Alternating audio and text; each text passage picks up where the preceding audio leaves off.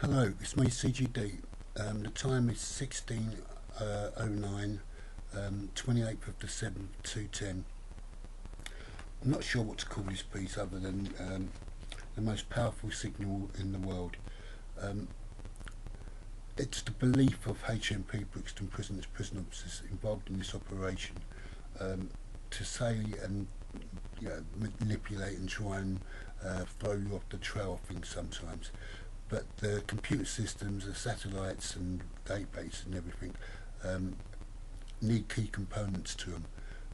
One is a facility to have the most powerful, not quite what you might say a satellite dish, but something disguised as possibly one, which creates a scenario that it's a visual optical illusion, and it's the most powerful, how can I say, incoming and outgoing receiver that there is possibly on Earth, leading to the computer systems that they use. Also, in part, it's the satellites they use. The prison officers would like me to believe that this was just a British operation. I personally don't think so. I think the network of satellites tie in several other, possibilities. It's the satellites that, from my knowledge of them, you need three of them to make one project work. But I believe there are much more involved, and I also believe there are thousands of satellites out there in space that HMP Brixton prison officers, you know, have tried breaking into just for test runs and that, to see if they could extract information without people knowing it, and possibly input information without people knowing it in a digital streaming process. But it's not that simple. First of all, they would have needed some sort of database to know what sort of satellites they need to break into to obtain the information. Otherwise, they'd have been a trial and error, and there's thousands up there that have been doing this for a long time to get that right. And if that is the case, the possibilities for prosecution are absolutely phenomenal. But I think these were target-specific satellites, which led by a piggybacking possibly, or a networking system that they thought was untraceable. But the signals always are, invariably. They keep going on about this system is so fast that it reconfigures automatically and is virtually untraceable. But why would it need to reconfigure? They were so intent that this project could be what it is, or what they claim to be, untraceable. It's constantly, permanently. I know, because I'm hooked up to it, and I felt no disruptions. Unlike commercial satellites like radio or TV receivers and that, periodically you get a flicker, or if you haven't got a good reception, you can't get incoming, let alone outgoing, when you try to update the programs. But this is beyond belief. They have no problems at all. Another issue would be the software that they're able to incorporate and the programs. Why would you need commercial software and stuff unless you were trying to pretend that the person who was hooked up to these satellites, who were using the computer, that this software was incorporated within this technology? It's not as it seems or appears, it's what it does. The programs and software together, help this computer system to facilitate these weapons of mass destruction.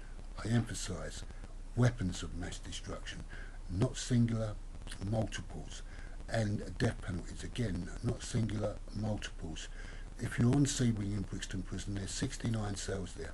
I may have it wrong, but I'd go with 69 cells that have these junction boxes which lead to this computer room. If it's not 69, it's 68, but that's neither here or there.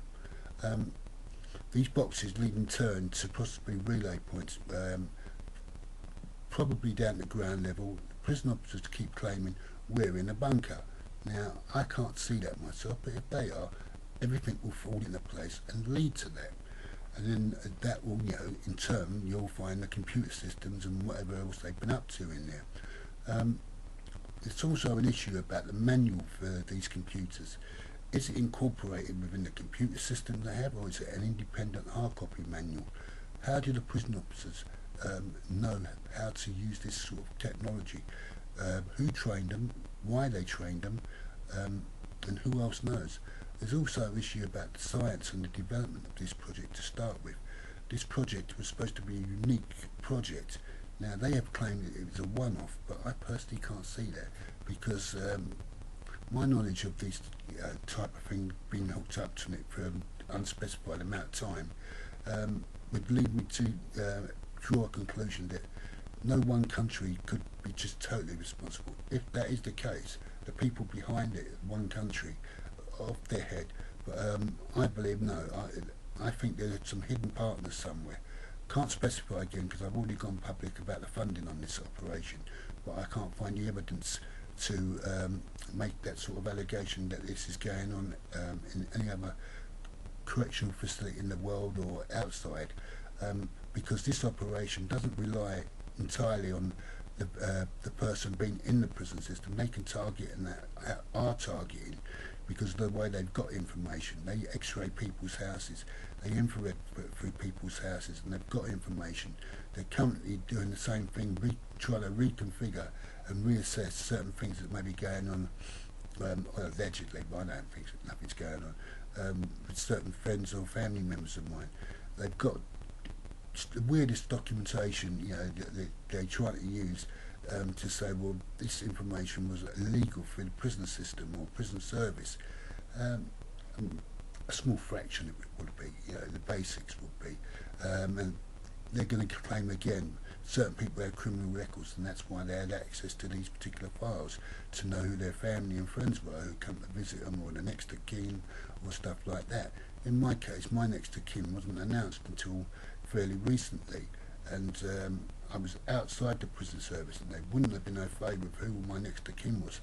They would have just gone to that person with the surname, in the belief, it's not, to my knowledge, it's not noted on your files when you go into the prison system.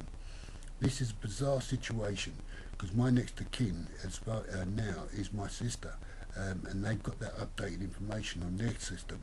They shouldn't have. But that's just another sort of interesting feature. The possibilities are mind-boggling with this sort of technology. How they can get in and out and rob information and believed about not traceable test runs that they've done, so they're on standby to do certain other issues just in case things go wrong. It's the facility that they have to do these things. They can get in and out of secured institutions, not a problem.